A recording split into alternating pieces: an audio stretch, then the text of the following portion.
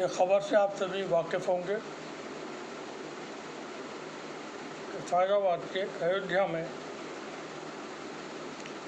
बाबरी मस्जिद की जगह पर बनाए गए भव्य, दिव्य, विशाल, विराट राम मंदिर की छत पहली ही बारिश में टपकने लगी। पानी भर गया वहाँ पर। और ख़बर यहाँ तक है कि पानी इतना ज़्यादा भर गया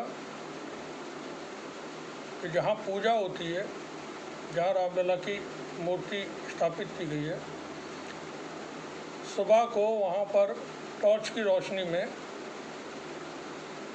पूजा अर्चना की गई। अब ये बड़े हैरानी की बात है कि कई हज़ार करोड़ रुपए की लागत से बन रहे राम मंदिर की छत टपकने लगी। एक ही बारिश हुई है, पहली ही बारिश में। तो ऐसा महापापी कौन शख्स है जिसकी लापरवाही या जिसके घपले घोटाले की वजह से यह छत टपक गई। क्योंकि मामला धार्मिक है,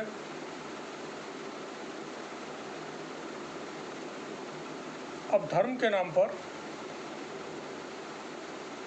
वहाँ इतना बड़ा मंदिर धर्म के प्रतीक के तौर पर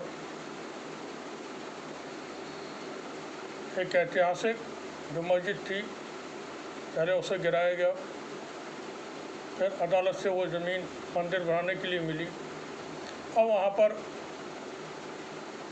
जब मंदिर बन रहा है तो छत टपक गई। वैसे चूँकि मामला धर्म का है तो कोई इंजीनियर, कोई ठेकेदार, कोई मिस्त्री जो राज मजदूर होते हैं,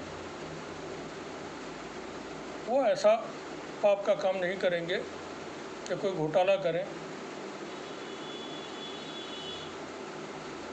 ये उससे बड़े लेवल की कोई घोटाले की बात हो सकती है, क्योंकि हमारे यहाँ पर जो समाज है, समाज में लोग धार्मिक भी हैं और ईमानदार भी हैं, लेकिन राजनीतिक और जो व्यापारी जो धार्मिक लोग हैं, भ्रष्टाचारी उनमें मौजूद हैं, घोटाला करने वाले उनमें मौजूद हैं जो धर्म के नाम पे व्यापार करते हैं और पॉलिटिशियंस हैं। आम आदमी तो आस्थावान होता है, वो भगवान के नाम पर इस तरह का पाप का काम नहीं करेगा। मामला जो है वो बड़े लेवल पर का हो सकता है ये, क्योंकि जो लोग बाबरी मस्जिद को गिराने के बाद राम मंदिर बनाने का कार्यक्रम चला रहे थे, उनमें विश्व हिंदू परिषद का बता दें कि उनके ऊपर आरोप लग चुके हैं कि 1400 करोड़ रुपए उन्होंने जनता से जमा किए थे, हिंदू समाज के लोगों से जमा किए थे और वो खा गए। ये आरोप अशोक सिंघल जिस वक्त जीवित थे, दुनिया में जिंदा थे, उस वक्त लगे थे उनकी मौजूदगी में। और बाद में भी इस तरह के आरोप बहुत बार धर्म गुरुओं की तरफ से लगाए गए कि राम मंदिर के नाम पर जमा किया गया 1400 करोड़ रुपए या इन लोगों ने खा लिया है। दुनिया में धर्म के नाम पर ऐसा हो जाता है, बड़े बड़े काम हो जाते हैं। बता दें कि जिस स्थान पर राम मंदिर का भव्य, दिव्य, विशाल, विराट राम मंदिर का निर्माण हो रहा है, वहाँ 6 दिसंबर 1992 तक एक मस्जिद थी जिसको बाबरी मस्जिद का नाम दिया गया था, यह बाबरी मस्जिद कहा जाता था। 6 दिसंबर 1992 को लाखों चरमपंथी आतंकवादी उस मस्जिद पर हमला बोल देते हैं और ढहा देते हैं, शहीद कर देते हैं। जिसके बाद ये मामला अदालत में पहुंचता है और देश की सबसे बड़ी अदालत सुप्रीम कोर्ट से 2019 में फैसला आता है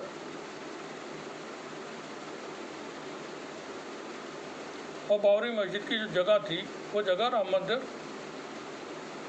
ट्रस्ट पे हवाले कर दी जाती है, राम मंदिर ट्रस्ट को दे दी जाती है, जहाँ फिर ये मंदिर निर्माण शुरू होता है।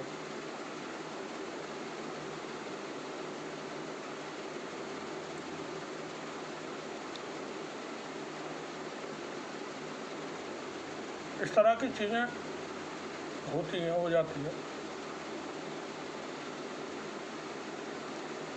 अब उस फैसले पे बात करना या कोई उसकी कोई ज़रूरतें भी नहीं रही।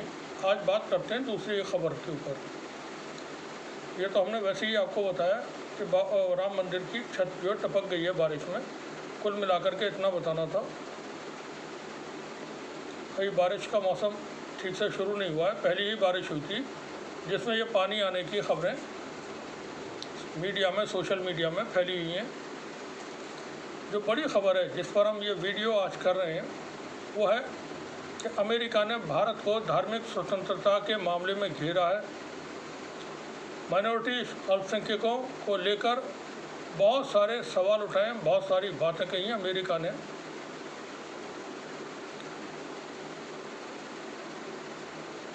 उस पर ये हम विस्तृत एक डिटेल रिपोर्ट आपको यहाँ पर पेश करने वाले हैं। दुनिया भर में धार्मिक स्वतंत्रता पर अमेरिकी विदेश मंत्रालय ने साल 2023 के लिए अपनी रिपोर्ट जारी की है।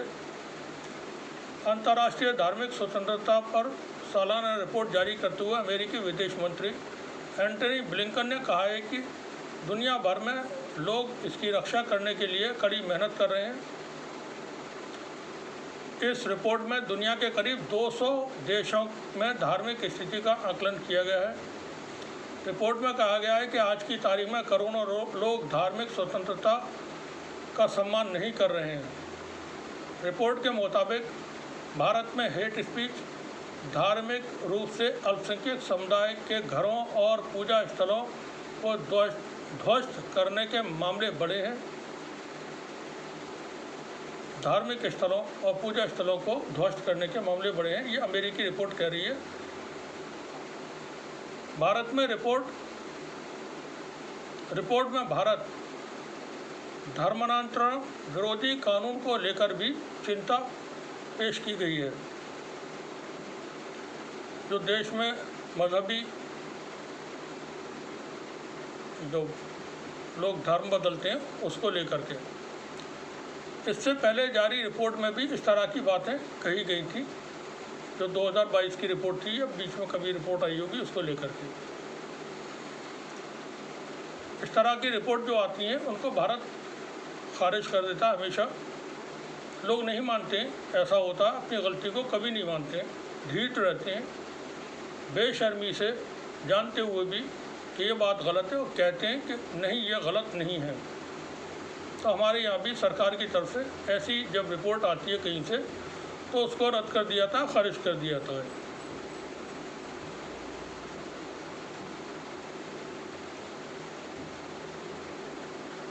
भारतीय विदेश मंत्रालय का कहना था उस वक्त कि अमेरिकी जो सालाना रिपोर्ट में कहा गया वो दुष्ट प्रचार है भारत के खिलाफ।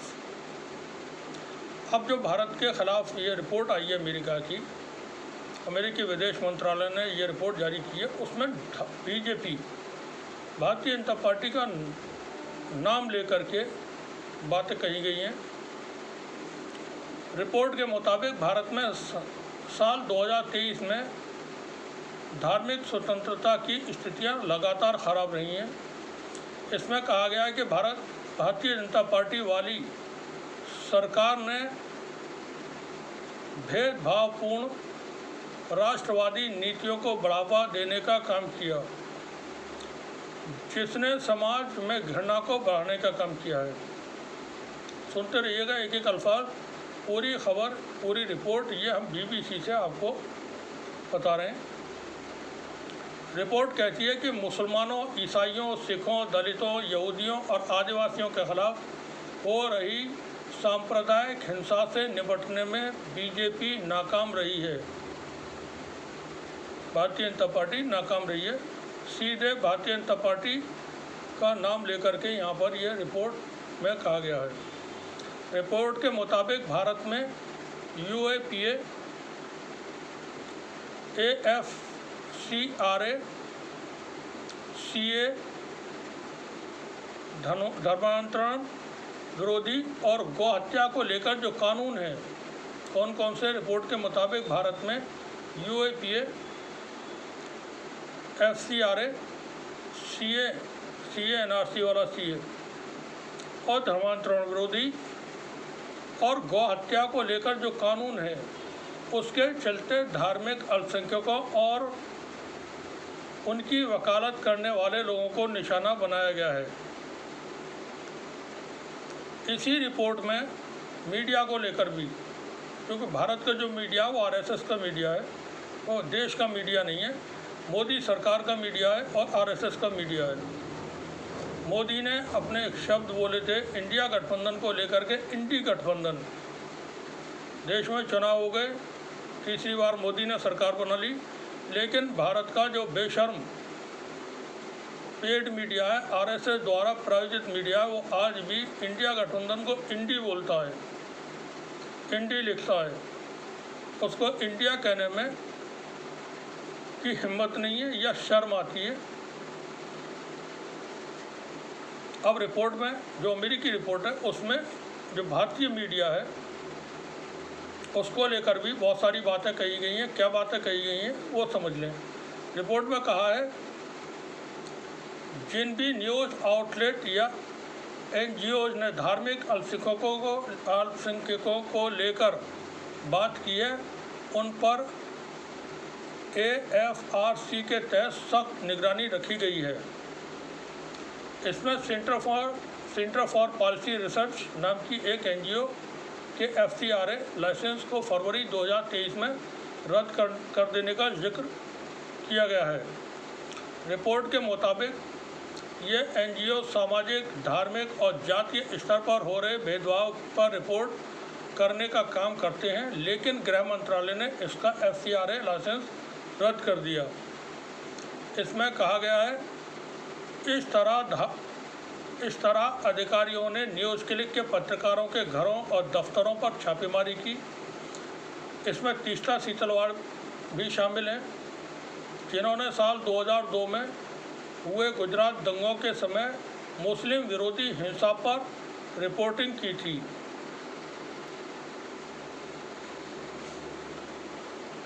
इसी रिपोर्ट में, अमेरिकी रिपोर्ट में, ईसाइयों पर बड़े हमलों को लेकर के भी बात कही गई है। रिपोर्ट के मुताबिक साल 2023 में भारत में गैर सरकारी संगठनों ने ईसाइयों के खिलाफ हिंसा की 687 घटनाओं का जिक्र किया है, जिसमें लोगों को धर्मांतरण कानून के तहत हिरासत में रखा हुआ है। इन घटनाओं के कुछ उदाहरण भी रिपोर्ट में दिए गए हैं। इसमें कहा गया है कि जनवरी महीने में छत्तीसगढ़ के अंदर एक हिंदू भीड़ ने ईसाइयों पर हमला किया और चर्च में तोड़फोड़ की। इसके अलावा भीड़ ने लोगों को हिंदू धर्म में कन्वर्ट करने की कोशिश की। इतना ही नहीं, अपना धर्म न त्यागने वाले करीब 30 लोगों के साथ मारपीट की गई और इसी महीने में 2 ईसाइयों को अनुसूचित जाति और आदिवासियों का जबरन धर्म परिवर्तन कराने के आरोप में हिरासत में लिया गया और उन्हें जमानत नहीं दी गई। अमेरिका की इस रिपोर्ट में मणिपुर में हुई हिंसा का भी जिक्र है। मणिपुर हिंसा के बारे में क्या इस रिपोर्ट में है वो हम आपको बताते हैं। धार्मिक स्वतंत्रता वाली इस रिपोर्ट में मणिपुर हिंसा का भी जिक्र किया गया है। रिपोर्ट में कहा गया है कि जून 2023 में मणिपुर राज्य में हिंसा हुई, जिसके चलते 500 से ज़्यादा चर्चों को तबाह कर दिया गया। 70,000 लोगों को विस्थापित होना पड़ा है। रिपोर्ट के मुताबिक इस हिंसा के लिए देश के गृह मंत्री अमित शाह को बड़े पैमाने पर आलोचना का सामना करना पड़ा। जिसमें यूएन के विशेषज्ञ भी शामिल थे। उनका कहना है कि समय रहते कार्रवाई नहीं की गई। इसके अलावा मणिपुर में जारी हिंसा के चलते देश के प्रधानमंत्री मोदी को अविश्वास प्रस्ताव का सामना करना पड़ा। रिपोर्ट में कहा गया है कि सुप्रीम कोर्ट अगस्त के महीने में हिंसा की जांच के लिए आगे आया और उसने कहा कि राज्य में पुलिस स्थिति का अपना नियंत्रण खो चुकी है। अमेरिकी रिपोर्ट में कश्मीर का जिक्र भी है। कश्मीर के बारे में इस रिपोर्ट में क्या कहा गया वो पूरा आपको बताते हैं। साल 2019 में केंद्र की बीजेपी सरकार ने जम्मू से 370 को हटा दिया था, जो राज्य को कुछ विशेष अधिकार देता था। साथ ही केंद्र सरकार ने जम्मू कश्मीर को 2 केंद्र शासित प्रदेशों में बांट दिया था। रिपोर्ट में कहा गया है कि भारत की सरकार ने कश्मीरी पत्रकार, धार्मिक नेताओं और मानवाधिकारों की वकालत करने वालों को हिरासत में लेना जारी रखा है। रिपोर्ट में इरफान मेहराज की गिरफ्तारी का भी जिक्र है।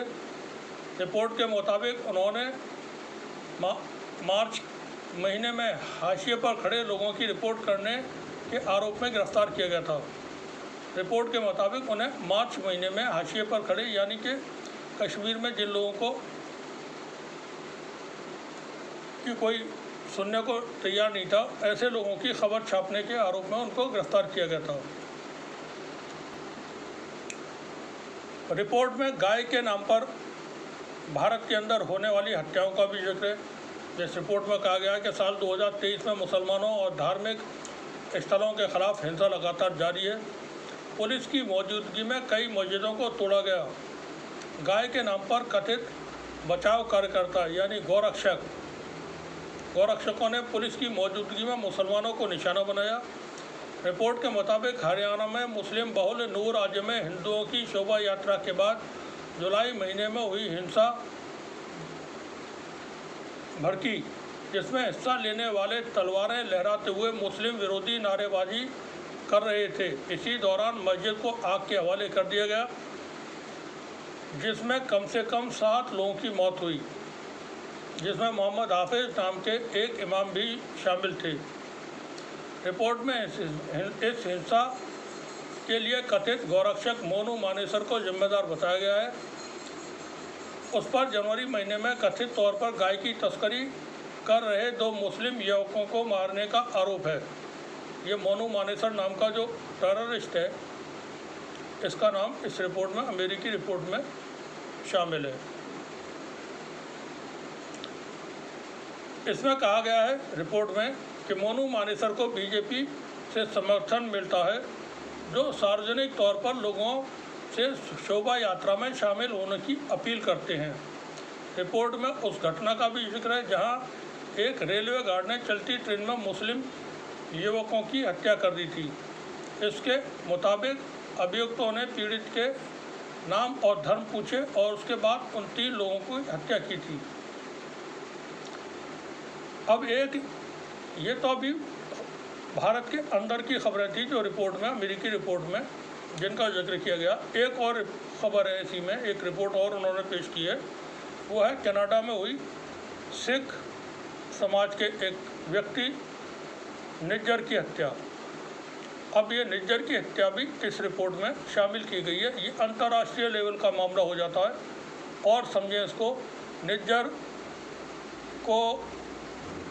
कनाडा में रहते थे, कनाडा में उनकी हत्या हुई। कनाडा की सरकार ने नाम लेकर के कहा कि भारत ने ये हत्या करवाई है। कनाडा के प्रधानमंत्री ने अपने देश की संसद के अंदर खड़े होकर के भारत का नाम लेकर के आरोप लगाए थे। उस हत्या का जिक्र अमेरिकी रिपोर्ट में यहाँ पर शामिल है। रिपोर्ट में कहा गया है कि विदेश में रह रहे अलग अलग धर्म समुदाय के लोगों को भारतीय अधिकारियों के निशाना बनाने के मामले में भी तेजी आई है। ये अमेरिकी रिपोर्ट कह रही है कि भारत के अधिकारी विदेशों में भारतीयों को निशाना बना रहे हैं और उसमें तेजी आई है। रिपोर्ट के मुताबिक सितंबर महीने में कनाडा के प्रधानमंत्री जस्टिन ट्रूडो ने सिख एक्टिविस्ट हरदीप सिंह निज्जर की हत्या में भारतीय अधिकारियों के शामिल होने का आरोप लगाया था। अब ये भारत के लिए बहुत ही गंभीर और चिंता की बात है। इसके बाद नवंबर महीने में अमेरिका में गुरबंश सिंह पन्नू को मारने की भी कोशिश की गई। यहाँ पर अमेरिका के अंदर अमेरिकी नागरिक जिसके पास कनाडा और अमेरिका की नागरिकता है, गुरबंश सिंह पन्नू, उसकी हत्या के लिए भी भारत ने कोशिश की थी। उसमें सीधे सीधे भारतीय एजेंसियों का नाम आया था और भारतीयों की गिरफ्तारी हुई है इस केस में, उसका भी जिक्र है। इससे पहले 2021 में अमेरिकी विदेश मंत्री एंटनी ब्लिंकन ने धार्मिक स्वतंत्रता का उल्लेख करने वाले देशों के लिए कंट्रीज ऑफ पर्टिकुलर कंसर्न यानी CPC की सूची जारी की थी। धार्मिक आज़ादी का आकलन करने वाली एक अमेरिकी panel US commission on international religious freedom के इस लिस्ट में भारत का नाम शामिल करने का सुझाव दिया गया था, लेकिन इसके बावजूद बाइडेन प्रशासन ने भारत का नाम उस सूची में शामिल नहीं किया था। इस सूची में पाकिस्तान, चीन, तालिबान की अफगानिस्तान सरकार, ईरान, रूस, सऊदी अरब ये समेत 10 देशों के नाम शामिल थे। तो ये एक बड़ी खबर है जो हमने अभी आपको यहाँ बताने की कोशिश की है। अमेरिका ने जो रिपोर्ट पेश की है आज, उसमें भारत में धार्मिक मामलात को पर अल्पसंख्यकों, माइनॉरिटीज़ के जो लोग हैं, मुस्लिम्स, क्रिश्चियंस और दूसरे, उनके ख़िलाफ़ जो कुछ यहाँ पर कार्रवाइयाँ हो रही हैं देश के अंदर, जिसको हिंदुत्ववादी लोग कर रहे हैं, उन तमाम बातों को उजागर किया है। कई सारी चीज़ें इसमें बहुत ही गंभीर हैं, लेकिन भारत चूँकि विश्वगुरु है और देश के अंदर तीसरी बार मोदी की सरकार बनी है। जो सरकार चुनाव से पहले थी वही सरकार चुनाव के बाद है, वही प्रधानमंत्री, वही गृह मंत्री, बाकी मंत्री भी वही हैं जो चुनाव से पहले थे। सरकार जो चुनाव से पहले जितनी ताकतवर थी अब वो उतनी ताकतवर नहीं है, लेकिन ये अपना वक्त बिताएगी। सहयोगी दलों के पैरों में भी पड़ना पड़ेगा तो वो पैरों में पड़ के अपनी सरकार चलाएंगे। मोदी और अमित शाह ये जानते हैं कि अगर 24 घंटे के लिए भी वो सत्ता से बाहर हो गए तो उनकी जगह तिहाड़ जेल है, जहाँ उन्होंने एजेंसियों के दम पर अरविंद केजरीवाल को बंद किया हुआ है, मनीष सिसोदिया वहाँ बंद हैं, के कविता बंद हैं और विपक्ष के बहुत सारे लीडर्स पहले जेल में रह चुके हैं और बाकी अब गिरफ्तार हो सकते हैं। तो ये प्रधानमंत्री और गृह मंत्री जो हैं वो ये अच्छी तरह जानते हैं, समझते हैं कि अगर वो सत्ता से बाहर हो जाते हैं 24 घंटे के लिए भी, 10 घंटे के लिए भी, तो उनकी गिरफ्तारी बिल्कुल हो जाएगी। इतने सारे कंकाल निकलेंगे नरेंद्र मोदी के नाम पर। 10 साल में केंद्र की सरकार और 12 साल गुजरात की सरकार, वो गड़े मुर्दे जब उखड़ेंगे तो उनमें फिर बड़ी परेशानी होगी इनको। तो इनको मालूम है कि हमको हर हाल में सरकार में रहना है। जवाबदेही सरकार की कोई है नहीं किसी के प्रति, देश के प्रति या जनता के प्रति। नॉन बायोलॉजिकल व्यक्ति हैं वो, तो उनकी जवाबदेही धर्म के प्रति है, ऊपर वाले के प्रति भी नहीं है। अयोध्या में भव्य दिव्य विशाल विराट राम मंदिर की छत कैसे टपक गई? क्या वो इसलिए टपकी कि मंदिर का निर्माण जल्दी जल्दी करवाया गया कि उसमें प्राण प्रतिष्ठा होनी है 22 जनवरी को, चुनाव में फ़ायदा उठाना है? ऐसी चूक इसलिए हो सकती है, जांच होनी चाहिए उसकी। लेकिन जांच और रिपोर्टें ये आती रहती हैं, होती रहती हैं जांचें। अभी अमेरिकी रिपोर्ट जो आई है तो इसको रद्द कर दिया जाएगा, कर दिया गया होगा। हमने भी देखा नहीं PNI पर क्या भारत सरकार ने जवाब दिया है, तो रद्द कर दिया गया होगा। कहा गया होगा कि ये भारत को बदनाम करने की का एक षड्यंत्र है, साजिश है। ये रूटीन जवाब होते हैं, इसी तरह के जवाब दे दिए जाते हैं ताकि कोई जवाब ही ना देना पड़े, इसलिए रद्द कर दो। मगर हकीकत या सच्चाई वो चीज़ें जैसी होती हैं बनी रहती हैं। बाबरी मस्जिद थी वहाँ पर 6 दिसंबर तक, उसको गिराया गया। सुप्रीम कोर्ट ने वो जगह अपने फैसले में राम मंदिर ट्रस्ट को दे दी थी। फैसले पर तब भी सवाल उठते थे, आज भी सवाल उठते हैं, ठीक है। अदालत के ऊपर कोई सवाल नहीं खड़े किए जा सकते। सुप्रीम कोर्ट का फैसला मानना ही होता है सबको, फैसला आपको हर हाल में मानना होता है। सुप्रीम कोर्ट का सवाल उस पर खड़े किए जाते हैं, खड़े कर सकते हैं, अपनी राय देने का सबको हक होता है, उसमें कोई रोक टोक अदालत की तरफ से भी नहीं है। तो उस फैसले पर हमेशा सवाल उठते रहेंगे। अब सवाल ये भी उठते रहेंगे कि मंदिर की छत टपक कैसे गई। अभी मंदिर बनकर के पूरा तैयार नहीं है और वहाँ पर प्राण प्रतिष्ठा हो गई, तो क्या प्राण प्रतिष्ठा के लिए जल्दी में मंदिर का निर्माण किया गया, वहाँ चूक हुई किसी तरह की, किसकी वजह से ये पानी आया। अमेरिकी रिपोर्ट में मणिपुर हिंसा को लेकर के बात हुई है, नूह की हिंसा का भी बात है, मुसलमानों को जला करके मारने की भी बात है, जो हत्यारों ने हत्या की थी हरियाणा के अंदर। मणिपुर में तमाम चर्च, 500 से ज़्यादा चर्च वहाँ जला दिए गए। मणिपुर की हिंसा अभी भी जारी है। वो पिछले साल 2023 में जून के महीने में शुरू हुई थी, 5 जून को, और वो अभी 1 साल से ज़्यादा का वक्त बीत चुका, वह हिंसा जारी है। देश की सरकार को कोई परवाह नहीं। प्रधानमंत्री मणिपुर का नाम लेने से बचते हैं, चीन का नाम लेने से घबराते हैं। चाइना ने भारत की 4000 स्क्वायर किलोमीटर ज़मीन पर कब्जा किया हुआ है। हमें नहीं मालूम किया हुआ है या नहीं किया हुआ। भारतीय जनता पार्टी के वरिष्ठ नेता हैं, बहुत बड़े विद्वान हैं, केंद्रीय मंत्री हैं, पूर्व केंद्रीय मंत्री सुब्रमण्यम स्वामी, डॉक्टर सुब्रमण्यम स्वामी, वह ये बात कहते हैं कि 4000 स्क्वायर किलोमीटर ज़मीन पर चीन ने कब्जा किया हुआ है और मोदी बुज़दिल है।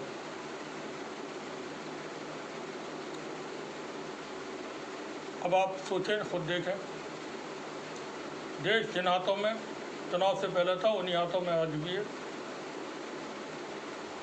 जैसा राजकाज चुनाव से पहले चल रहा था वैसा आज भी है।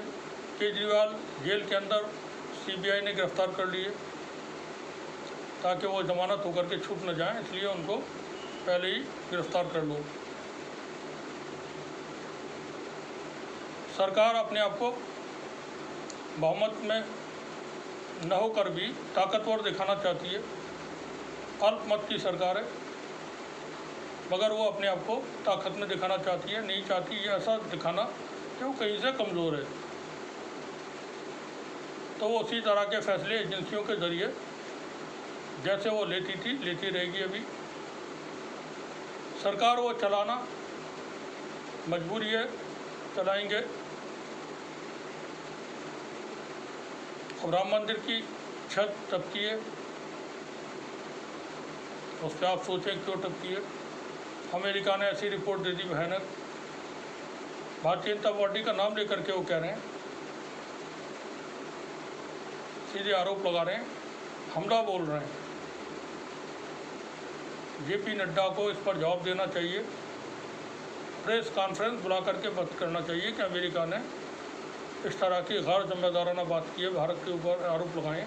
अब भारत खुद एक विश्व गुरु है, भारत एक सुपर पावर है।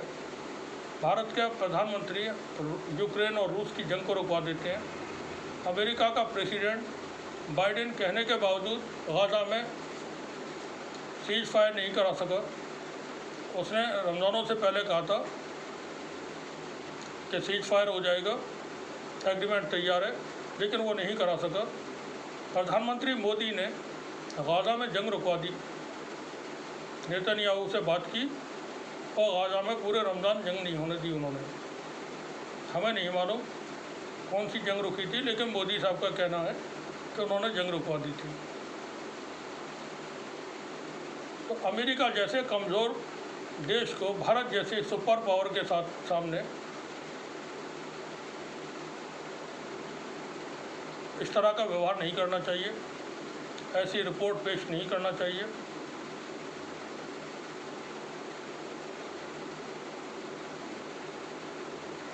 अमेरिका को अपनी लिमिट में रहना चाहिए। शुक्रिया आप सभी का, बने रहिए हमारे साथ, देखते रहिए तीसरी जंग न्यूज़।